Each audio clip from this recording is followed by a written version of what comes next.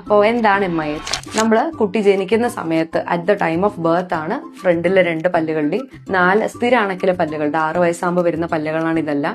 അതിന്റെ കാൽസിഫിക്കേഷൻ നടക്കുക. അപ്പൊ ആ ടൈമിൽ കുട്ടിക്കോ അമ്മയ്ക്കോ വല്ല പനി ഉണ്ടെങ്കിൽ, വല്ല ആന്റിബയോട്ടിക്സ് സ്ഥിരമായിട്ട് കഴിക്കേണ്ട അവസ്ഥ വന്നിട്ടുണ്ടെങ്കിൽ, ഹോസ്പിറ്റലൈസേഷൻ ഉണ്ടെങ്കിൽ, വല്ല അലർജിക് റിയാക്ഷൻസ് ഉണ്ടെങ്കിൽ, അല്ല വെച്ച് കഴിഞ്ഞാൽ കുട്ടി കുറച്ച് പ്രീ ടേം ബർത്ത് ആണെങ്കിൽ പോലും ആ പല്ലിന്റെ കാൽസിഫിക്കേഷൻ നടക്കുന്ന സമയത്ത്, ദാറ്റ് ആ ടൈമിലാണ് പല്ലിന്റെ എനാമൽ വളരുന്നത്. ആ ടൈമിൽ വല്ല ഇൻഫെക്ഷൻസോ വല്ലതും ഉണ്ടെങ്കിൽ ആ പല്ലിന്റെ വളർച്ചേനെ അത് എഫക്ട് ചെയ്യും. അപ്പൊ ആ പല്ലുകൾ പൊതുവെ കുറച്ച് സ്പോഞ്ച് പോലെ ആയിരിക്കും.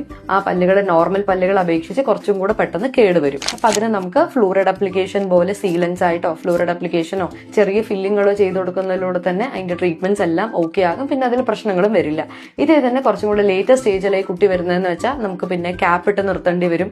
അല്ലെങ്കിൽ കാരണം പല്ലിന്റെ ഭയങ്കര സ്ട്രക്ചർ വീക്കാണ്, കടിക്കുന്ന പല്ലുകളല്ലേ, അപ്പൊ അത് പൊതുവെ വീക്കർ ആകും. അപ്പൊ ഇങ്ങനെ നിങ്ങളുടെ കുട്ടിക്കുണ്ടോ എന്ന് ആദ്യം നോക്കണം. എല്ലാ വൈറ്റായി കാണുന്നതും കേടാവണമെന്നില്ല, കറയാവണമെന്നില്ല. അപ്പൊ ആദ്യം ഏർലി സ്റ്റേജസിൽ തന്നെ ഡിറ്റക്ട് ചെയ്താലേ ഇതിന്റെ ട്രീറ്റ്മെന്റ്സ് കുറച്ചും കൂടെ നല്ല ലെവലിൽ നമുക്ക് ചെയ്തെടുക്കാൻ പറ്റുള്ളൂ. അപ്പൊ അതിന് നിയർ ബൈ ഒരു പീഡിയാട്രിക് ഡെന്റിസ്റ്റിനെ കാണിക്കുക, എന്താണ് അതെന്ന് അറിയാം.